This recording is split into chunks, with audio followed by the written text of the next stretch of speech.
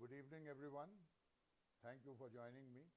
Thank you, Navarun, for this wonderful introduction. I must say that I'm not related by blood to Pandit Ravi Shankar, though I was very privileged to know him personally and spend some time with him in bits and pieces. And whatever I have gathered all these years, I wish to share with you all, as I am once again very honored to be participating, paying tribute to Pandit Ravi Shankar during his centenary year. First of all, I express my gratitude to my Mami Manjushri Banerjee for giving me all the inputs in the backdrop of whatever I have experienced. Starting my share of anecdotes related to Pandit Ravi Shankar, I take you to 1964, Allahabad. To be very precise, it was 18th of June, 1964. Allahabad, a city which was very dear to Pandit Ravi Shankar. He was born and raised in Banaras. He loved that city. And Allahabad also, because he had many friends, many Guru Bhais, and many well-wishers there. The world over, but Allahabad was a special. And that is where a mama of mine, Ashok Banerjee, got married to Pandit Ravi Shankar's niece Manjushri on a summer evening in 1964. It's about 56 years ago. As a 14-year-old lad, when Panditji was already 44, I had a first glimpse of him, and there was no turning back from then. We had gone there in a locality known as Ellenganj on the P.C. Banerjee Road, which is very close to the university. That is where the marriage was solemnized.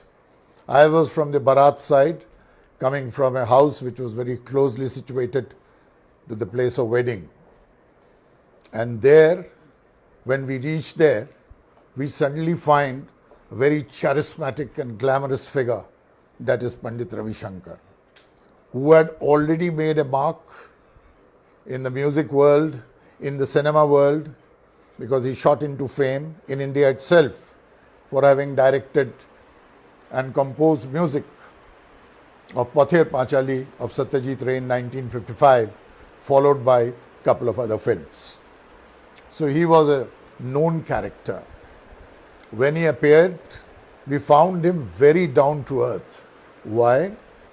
Because as the bride's uncle, he kept on inquiring from each member of the Bharat party whether one was comfortable or not, whether one had eaten or had a drink or not, and what else could be done. Everybody was getting the table fan breeze, the pedestal breeze or not. And there were many others, and nobody had told him. But that man of that stature was so down to earth that as he was discharging his responsibilities as a part of a family commitment, as his niece was getting married, when we were being served food, sitting on the floor, he kept on going and asking each one, "What can I offer you now?" That was my first impression of that great Titanic man, which left a huge spell in my mind for long years to come. On the sidelines of it, I also noticed that he had a good bunch of friends who had spent time with him during his training with Baba Alauddin Khan of Maihar. There were some like Nalini Majumdar, Bindu Mukherjee and others. So he sat with them in a typical Adda style, and there he started cracking jokes. I had always thought that I had the capacity to crack jokes, made people laugh. But then I found that he was far ahead. No obscenity, no vulgarity, but he had a huge stock of jokes, making everybody into fits of laughter, and one after another. It was very hard to imagine that time that a person who would be so busy doing concerts abroad, programs here and there, going to All India Radio, to Lucknow, Allahabad and everywhere, Delhi, and still he had time for jokes. This is something very phenomenal, and I thought I must share this with you. And then the other part was a masterpiece experience which I saw. In Bengali weddings, there is a ritual known as Bashor Ghar. What is Bashor Ghar? Many of you might know. After the wedding is over, when the newlyweds sit in a separate room, the children and others, relatives, they are there. They sit with them, and then the whole night there is a musical session. Somebody is singing a song, somebody is reciting a poem, somebody is playing an instrument, all amateurs. And after that, the whole night is passed with this rejoicing as part of the wedding festivity. But Panditji here, he announced that he is going to play for us, for his niece and for the Baratis. Now, who would say no to recital by world's most famous sitaris then? And that too under a pollution-free, starry night. The night was so clear, with all stars at their best visibility, and there he had engaged a tabla player, a tanpura player, and he sat with his sitar on the floor itself, on the terrace of that house. And at 12 he announced that he is going to play for the whole night. What a privilege I was to have privy to that event that evening. He said, I still remember, that he is going to play a particular rag for this occasion, which was Rag Rasya. I still remember very vividly about that. Though I did not understand anything about music, any ragas, but the way he was explaining and way he started his program was absolutely outstanding. And whole night he played. Everybody was enthralled. We did not sleep. All those who even did not understand music or sitar took great enjoyment out of the performance. So that is how the first day passed of the wedding. His cracking of jokes, his warmth, his hospitality on behalf of the girl's side, inquiring everybody's well-being, and then the great finale was sitar. Following day, after the marriage date, after the bidai, was a closed house where the newlyweds were to go. There was a huge colonial house in Prague Street. It still stands there. It's a huge house, but the owners of the family or my Mamar Badi, they're very simple people, but the room was very tastefully decorated. And in my excitement that I was meeting Pandit Ravi Shankar and he was visiting our house, I bought an autograph book from a nearby shop, and I was there at the alighting point. As soon as Panditji got down from his car, I gave him the pen and the autograph book, and I said, "Sir, your autograph." He put a hand very gently on my shoulder and he said, "Young man, whenever you seek an autograph from anyone, whether he is a celebrity or not a celebrity, then you should remember to take the cap off and then hand over the pen to the signing man. And you remember this." And till date, I remember this. Now, this is a kind of lesson, you might think this was very simple, but that did not occur to me. This is a training which I still follow. And the way he told me, coming from a man of that status, absolutely embedded in my mind. How wonderful. And a training, a lesson learned from no other than Pandit Ravi Shankar, and I practiced it and still practice all over the years. Now he enters inside the room. He sees the photos of our ancestors, the decorations, the curtains and everything in a very simplistic manner, I must say. He must have seen much better houses in Bombay, Delhi, USA, everywhere. He was a widely traveled man. From his childhood, he has been traveling from Paris, going with his brother's troupe everywhere. But look at the earthiness of that man. How genuine he. He said, how beautifully the house is decorated, this room. Beautiful. And the elders in the family said, look how great that man is. He is appreciating. And it seemed that he took a great comfort in seeing that his niece is going to stay for the rest of her life in this house. That was his observation.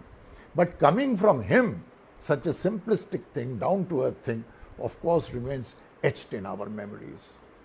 Not only this, here he noticed an aunt of mine, then studying post-graduation in Allahabad University, and he glanced at her fingers and remarked, they are very dainty and you need to learn sitar. They are absolutely compatible to a sitarist. You must. And I'll never forget his remarks. It was very genuine, came straight from my heart. After spending some time there, with a lot of photo opportunities to the family members, he readily obliged, smiling, not a piece of irritation, not a sense of urgency that I have to go, why I'm wasting time, I will take milk, sugar separately, nothing of that. Whatever was served in a typical Bengali home, he accepted with great disdain. And that was the end of the Allahabad chapter, but start of a new innings of my association with Panditji. Not very intimate, not very close, yet very profound. And it went for a very long time. Then in 1974, an uncle of mine was posted, this Ashok Mama, who was married to his niece, was posted in a village block in a place known as Saidpur, that was in district Ghazipur. It was very close to village Marda in Nasratpur, now in Azamgarh or Mau, which used to be the Mama's house of Panditji. Coincidentally, when I was there, Pandit Ravi Shankar was also visiting Banaras. He invited us to his house, which he had built to commemorate his mother's memory, which he named after his mother, which is Hemangana Bhavan. That was his mother's name. A very well-made house, beautifully decorated, and a lot of investment into that, not monetary, also huge emotional investment into that house. And where all the bigwigs, George Harrison and all, were regular visitors. Whenever they visited India, they would visit Ravi Shankar's house. It was situated close to the Jaunpur highway, which was known as the Shivpur Tiraha. We were there, and he himself took us around of the house, the various parts, with great sense of pride that this is built in memory of his revered mother, whom he venerated very much. That's a separate story. How much he respected her, because she was alone and living in Banaras. She got all the affection from her. And then he recounted one interesting thing, that once George Harrison and he were practicing sitar before some recital somewhere. A train passed along, chuked there. So it caused disturbance to their practice. Then George said, Ravi, every time a train passes through this place and there's a lot of disturbance, why don't you buy this rail track and let us own this so that there are no disturbances, there is no recurrence of this kind in future. He said, George, you must understand this is India. You must respect. It is providing facilities to so many poor people connecting from Banaras to Jaunpur and beyond. Now look here, very small thing, but worth noting is his concern for the poor people.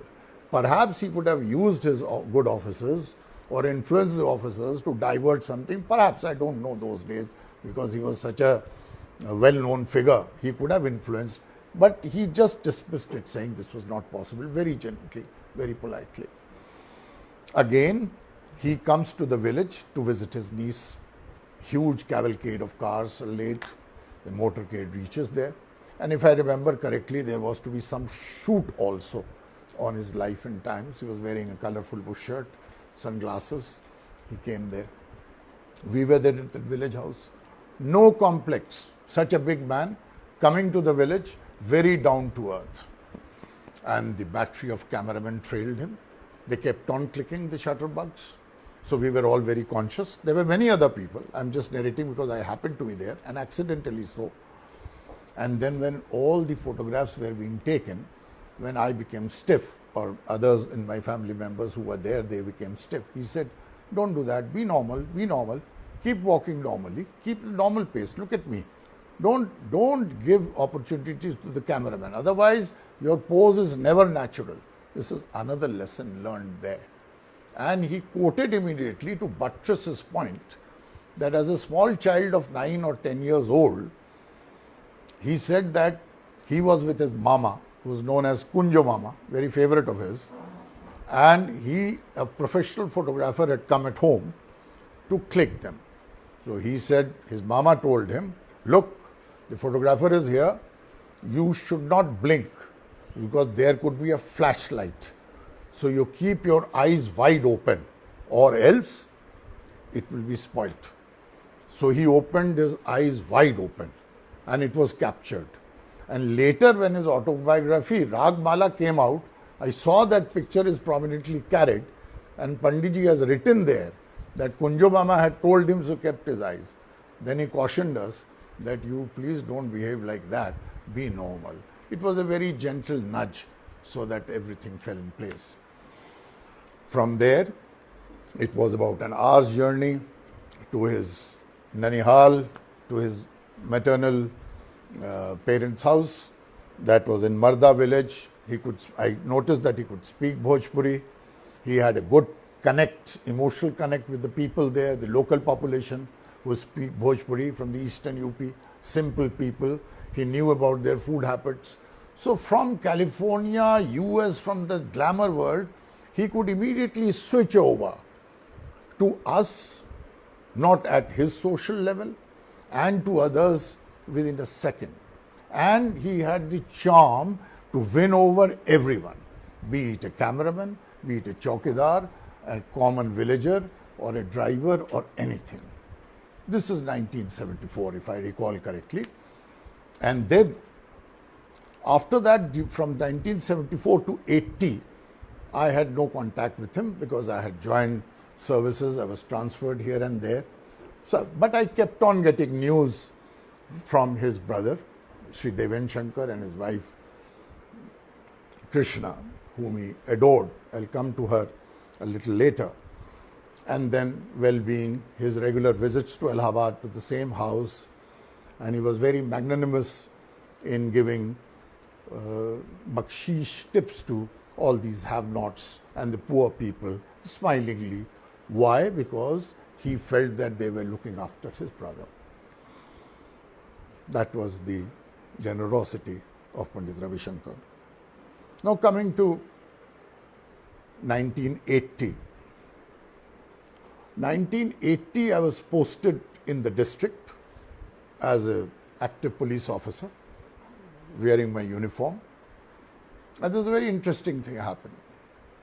By the time I picked up a book which was written by Peggy Holroyd. I must say Peggy Holroyd is one of the best known Indologists, whose famous book is ABC of Indian Culture. And she died a couple of years ago in Australia. And her husband, Derek Holroyd, was the BBC correspondent in 1956. So her book was The Music of India. And the dusty cover of the book carried a sketch of Pandit Ravi Shankar sitting in a posture holding a sitar.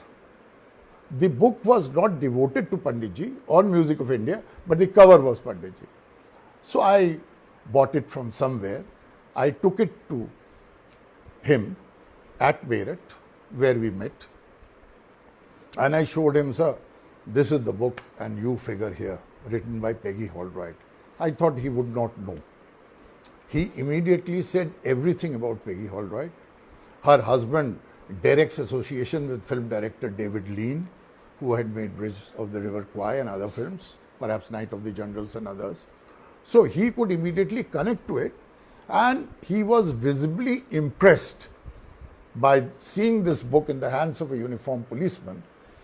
And because, as I've been telling, the trend was that he was always trying to motivate and generate a sense of confidence in others. Your fingers are good, you should play sitar. You have the capacity to narrate jokes, you do this. Every time. You must do this, you must do that. That was a kind of that the gurus coming to the shishyas in a very gentle manner. So he immediately calls out to Kamala, who was with him then. Kamala, come here. See, Shantanu is having a book, Music of India. I've yet to come across a police officer who reads this kind of books. I may not have read that book then, and I acquired it seeing Panditji's photo on that.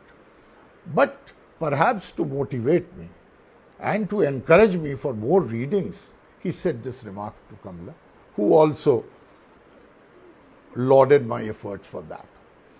There also, after this, he introduced me to the sponsors of the event and took me with him for the function.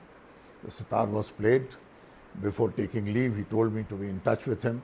Very nice to see me in uniform. He never knew my avatar. I wanted to remind him about my association of Allahabad days and anything, but I did not, because he was a very big man now everywhere, and talking about the jokes of 1964 would make no sense. So I refrained really. And after that, I again kept on getting information about him from here and there, from his brother Shezda, that is Devendra Shankar again. Now, in the 90s, he was nominated to the Rajya Sabha as Member Parliament. And he occupied a house that was 95 Lodi Estate, if I am correct. And the signboard, the name plate there, did not show his name, except there was a sign of Om. That was the landmark. You could identify this is where Panditji lives. And I had my Sarkari small house closer to that. So whenever I got an opportunity, not very often, I would drive down there and have chats with him. Sometimes I took my children there, take some photographs, have some addas. He would always make sure that they had some snacks, some cold drinks, and he would converse with the children in the same manner as with any adult. He would be a child then talking to them. And my son and daughter, then very young, did not know the status of Pandit Ravi Shankar, his universal fame. They were not really knowing and not expected also. But he would come down to that level and encourage them. What are you studying? What do you want to be? Would you like to be a pilot? Would you like to be a musician? Kind of inculcating interest. How could he have so much of time? And on his 80th birthday, in the same house, he had his elder brother, Devendra Shankar, and his wife, his bhabi, that is Krishna Shankar, stay with him. He got them from Allahabad, and they were staying. What was his request to his bhabi? Is that you please, as long as you're here, you make food which my mother, Hemangana, used to cook for me. The typical Bengali food, chachadi, posto, shukto, dhoka, and all kind of things. And she obliged. And it was it was delight to see, when I went there once during that period, that the reverence he was according to his brother was something phenomenal. He was such a family man. It was as if when the brothers met, it was Bharat and Lakshman. I've seen myself. And their conversation. And their thing. Once I remember, look at this man. His elder brother, that is Devendra Shankar, he told him that, Robu, I hear in the news these days, there's a lot of anti-Ravi Shankar lobby going on the government's proposal to grant you some land to build some training institute or some foundation for promotion of music. Why are they anti you? I was there.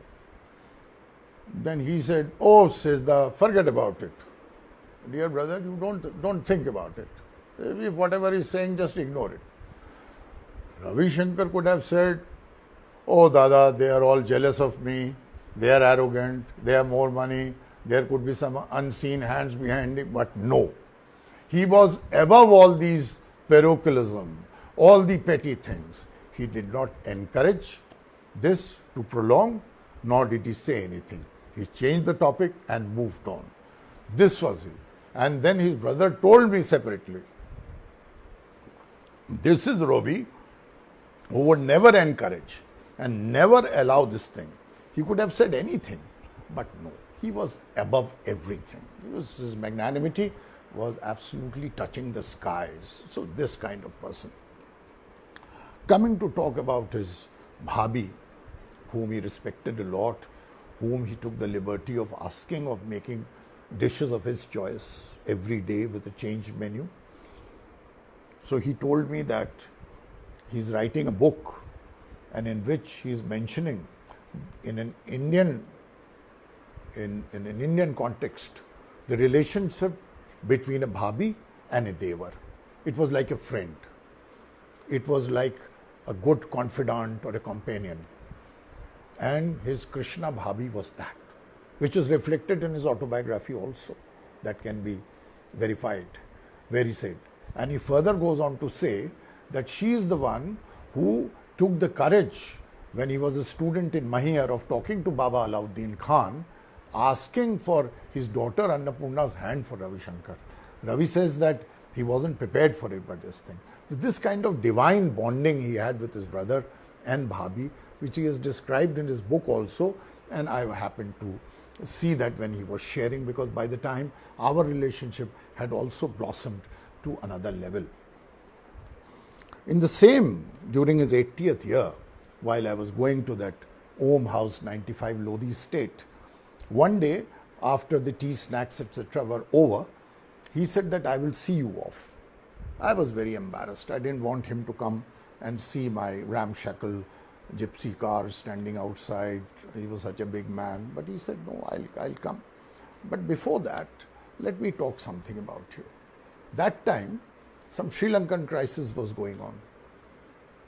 And then, if I have told the year correctly, it is year 2000 when his 80th birthday, year 2000. I may have mistakenly said something, but it is 2000.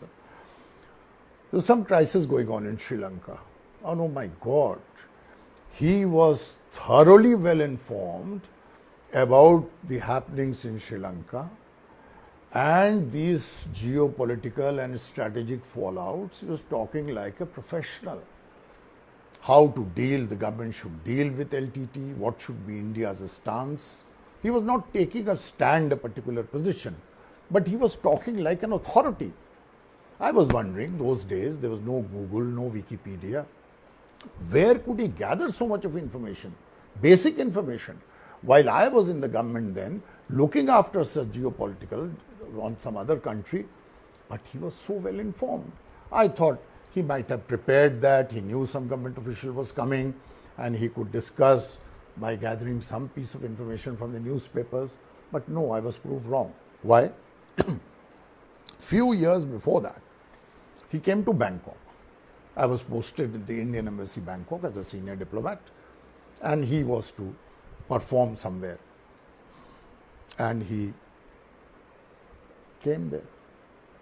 The sponsor, some Mr. Oberoi, he held a party in his honor. When he came there, he again engaged me through a conversation, took leave from the host and sat with me. Then he told me everything about Thailand, how Buddhism came, what was the origin, why did the kings write Ramas in their name, what is the significance of Ayodhya, and how is it different from Ayodhya which we have in India. So he was so well informed. In the same breath, he talked about Laos, talked about Cambodia, talked about Mekong Delta. So on Sri Lanka on one side and this was the other side. So I was completely convinced that this man is thorough in everything he touched, not merely the strings of a sitar or his theoretical knowledge. He had complete authority and very in-depth knowledge about everything.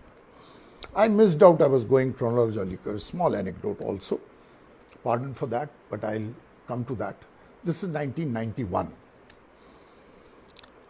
I was in Banaras for an official work, I was returning. Then the Banaras airport wasn't an international one. It was a small, very, very small, like a pigeonhole airport. And one day I was to catch a flight for Delhi. I found that it was absolutely full and the scene was very, very chaotic. There was no order, nobody. And there what did I see? I saw Pandit Ravi Shankar and Sukanya ji. They are standing there at one corner. Not a chair for them.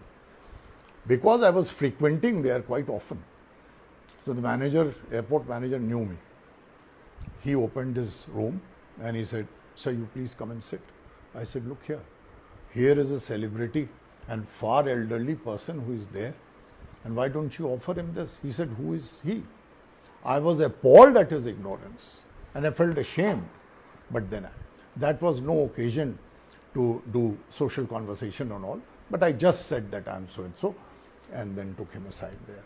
Now, the other facet, why I am telling you this, is because such a man who is so powerfully placed socially also, and he was going to Banaras every now and then.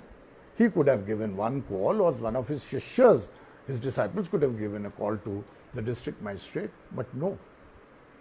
He perhaps did not want to bend the rules and be like any other commuter. That fits in with my earlier narration of saying that when George Harrison said that you should buy the railway station, he negated it. So he is concerned for everybody, for that matter. So this is something. Well, after my return from Bangkok, we met a couple of times and socially, otherwise, in Allahabad. He was so caring about his elder brother that he was visiting him every now and then and taking care of them, bringing some parcels, whether any medical need was required or not. And he even said that he is willing to send tickets to his niece and nephew-in-law to accompany his brother and bhabhi, or if they wanted to travel independently to LA, they would be taken care of, because he wanted to do something for his brother and bhabhi and for his family members. The exposure to West and everywhere, he never got high-headed with that, never became arrogant, never became a showman, never lost respect of the humans, family, well-wishers, friends, disciples. He treated them equally. A wonderful human being, a solid humanist. There were many facets in this limited time. It was not really able to share all, but some facets which I just saw. And then he was bestowed with the highest honor, that is Bharat Ratna. I would say he was literally the rightful recipient of Bharat Ratna. He was really the jewel of India, much more than that. Not because I knew him, and I am speaking on his centenary year. Watching him from close quarters, very close quarters, I knew how patriotic he was. In 1945, he composed the tune of Sare Jahan Se Achha, and he termed it a national song then. And he took a photo of that, which is reflected in his book, and he always used to say that this is a wonderful song and I take great pride in scoring music. He never said that he took great pride in scoring music for Hindi film Anuradha or for Gulzar's Meera, which was starred by Hema Malini and song sung by Vani Jairam. Not once, but this one, he made it a point to share again and again, because he was truly patriotic, a son of the soil. All right, for exposition of Indian music abroad, it took him travels, his fusion with the Western, George Harrison and Party and other, the Beatles, and his interest for holding in run-up to the Bangladesh, the Madison Square, the famous 1971 collecting funds for this, which is memorable, very historic. These are all there. But first and foremost, a fine human being, a great humanitarian, and a great patriotic Indian, and a person who always valued and practiced universal humanism. Well, with the passage of time, I lost touch with him directly. Indirectly, I used to say. He continued to visit his only surviving brother as far as in Ahmedabad, inquiring, and he went with Sukanya ji also, and there performing all his duties very well as a brother, as a brother-in-law, or whatever. He was very fond of children. His grandkids who were there, the grandnieces, grandnephews, he was always caring for them, remember their names. I was posted in Mauritius in 2012, where I came to know that he has passed away at the age of 92. I was crestfallen naturally because I knew so much about him and I adored him so much. He has done for the country, for his family and everyone, and I was able to strike a personal rapport with him. That was a great acquisition for me, for I have not, for a police officer completely bereft of any knowledge of music. But he is a man whose charisma, whose profound spell on me lasted forever. The High Commissioner in Mauritius asked me to speak a few words about him in Mauritius in the Indira Gandhi Center. That was sometime in December 2012. I said yes, but I wasn't prepared that chronologically what to say now. The notice was too short, but the High Commissioner was naturally, as the Indian representative in a foreign country, wanted. Mauritius, as you know, has a population about 1.2 or 1.3 million people only. But the crowd at that evening, if one of the listeners from Mauritius, I think Suraj Bali was there in the crowd, if I remember offhand, and there it was packed. And they not only listened to me for 40 minutes, they asked questions, detailed questions about him. And that was my last tribute to him. With these, I finish. Thank you very much, ladies and gentlemen, for listening to me. Once again, I thank the team led by Nabarun Chatterjee, encouraged by Gaurav Majumdar, my friend, and everyone else there. I must also acknowledge that I was hugely inspired by yesterday's presentation by respected Mamata Shankar and her husband Chandrodaya, whom I had met in 1985 when they had come to host some program in Delhi. I was there and I had interacted very briefly, but it may have faded from our memory. Anyway, so there, and I was very inspired by their presentation. There may be some overlapping of their narrating something and mine, but nevertheless, Pandit Ravi Shankar remains closely embedded in our hearts. And I'm very lucky to be contributing something on his centenary year today, this evening. Hope you enjoyed my talk. Thank you very much. Have a nice evening. Stay safe.